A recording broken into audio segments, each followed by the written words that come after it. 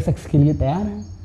बेनजीर तत्काल करण के करीब आती हैं और करीब आती हैं, चश्मा उतारती हैं और करण की आंखों में आंखें डाल के कहती हैं, एक सवाल था आपसे।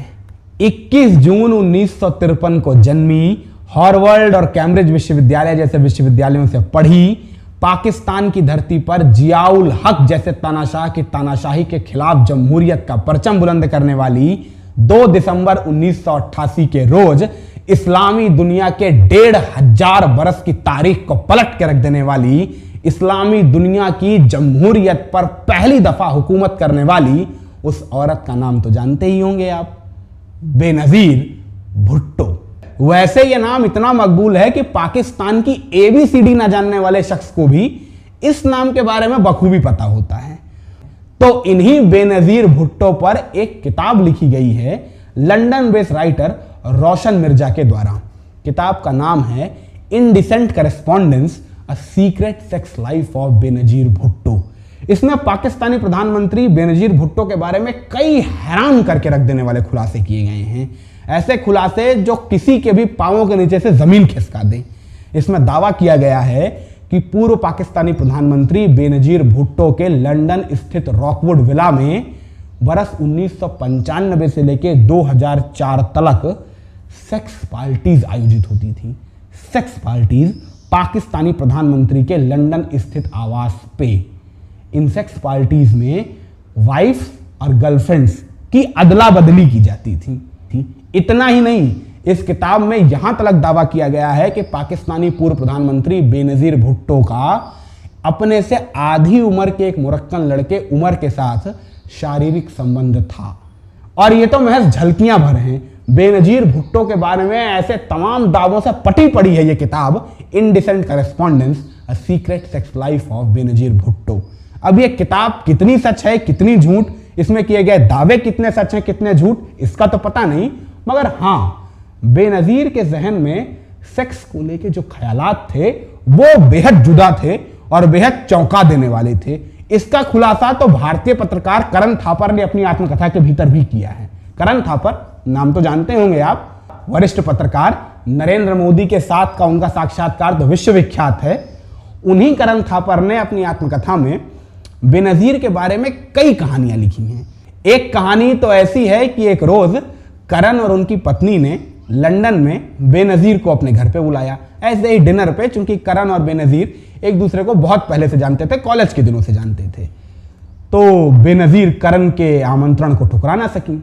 बेनजीर करण के घर पे आई, जहां करण और उनकी पत्नी निशा ने बखूबी स्वागत किया बेनजीर का, अच्छे अच्छे पकवान बनाए, खिलाए और फिर आहिस्ता आहिस्ता खाने पीने का ये कार्यक्रम शराब तलक जा पहुंचा। वाइन्स चलने लगी, विस्कीज की बोतलें खुलने लगी और आहिस्ता आहिस्ता बोतलों के खुलने और खाली होने का ये दौर जो देर शाम से शुरू हुआ था वो देर रात तलक जा पहुंचा। जब रात में करीब 2:30-3 बज गए तब बेनजीर ने कहा कि अब जल्दी सुबह होने वाली है और सुबह अगर पाकिस्तान की इतनी बड़ी राजनेता को कोई इस हालत में तुम्हारे घर से निकलते देख लेगा तो क्या कहेगा, इसलिए मुझे अब अपने घर जाना है।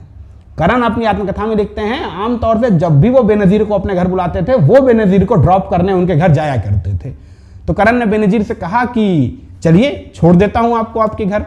बेनजीर ने तत्काल कहा, ना, तुम्हारे साथ नहीं जाने वाली मैं, क्योंकि हालत मेरी ऐसी है और तुम्हारी भी ऐसी है कि अगर हम दोनों को इस हालत में किसी बाहर वाले ने देख लिया और वो तस्वीर मेरे मुल्क में पहुंच गई तो मेरी तो समूची सियासत खराब हो जाएगी। इसके बाद करण ने खुद कॉल करके एक कैब ड्राइवर को बुलाया कि चलिए कैब से चली जाइए। ऊपर वाला उस दिन कुछ अधिक ही मेहरबान था करण और बेनजीर पे। वो जो कैब ड्राइवर आया वो कोई और नहीं, भारतीय उपमहाद्वीप का ही था, यानी भारत, पाकिस्तान, बांग्लादेश, इनमें से किसी देश का रहा होगा, लंदन में काम करता होगा। उसकी शक्ल देखते ही करण और बेनजीर की शक्लें देखने लायक थी कि माने आसमान से गिरे और खजूर पे अटके। जिस भारतीय उपमहाद्वीप के लोगों की नजर से बचने के लिए तो बेनजीर ने करण को अपने साथ चलने से मना किया था, उसी भारतीय उपमहाद्वीप का ड्राइवर आ गया। अब कहीं इसने तस्वीरें ले ली और वो तस्वीरें किसी तरीके से पाकिस्तान पहुंच गई, तब तो हो गई कयामत। मगर अब किया भी क्या ही जा सकता था। सुबह के 4 बजने वाले थे, सुबह जल्दी होने वाली थी। या तो बेनजीर करण के साथ जाती या तो इस ड्राइवर के साथ जाती। तो बेनजीर को लगा जैसे तैसे भी इस ड्राइवर के साथ जाना ही ज़्यादा मुनासिब होगा, कम से कम इस पर हिंदुस्तानी होने का ठप्पा तो नहीं लगा है।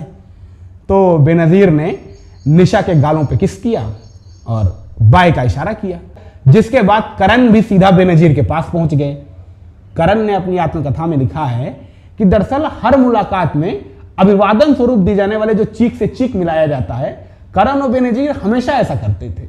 तो करण को लगा कि चीख से चीख मिला लिया जाए। तो करण बेनजीर के करीब पहुंच गए, मगर बेनजीर ने तुरंत करण को अपने से दूर किया और हाथ आगे किया। करण अपनी आत्मकथा में लिखते हैं, मुझे बड़ा अजीब लगा कि हर मुलाकात में तो ऐसा ही करते हैं, चीख से चीख मिलाते हैं, गाल पे किस करते हैं और बाय बोलते हैं, यहां हाथ मिलाने को कह रही हैं। करण का लटका हुआ चेहरा देख बेनजीर ने आहिस्ता से करण के कान में कहा, ये ड्राइवर भारतीय उपमहाद्वीप का है और कहीं इसने तुम्हें मुझे किस करते हुए देख लिया कि तुम मेरे गाल पे किस कर रहे हो और ये तस्वीर मेरे मुल्क में पहुंच गई तो मैं किसी को मुंह दिखाने के काबिल नहीं रहूंगी।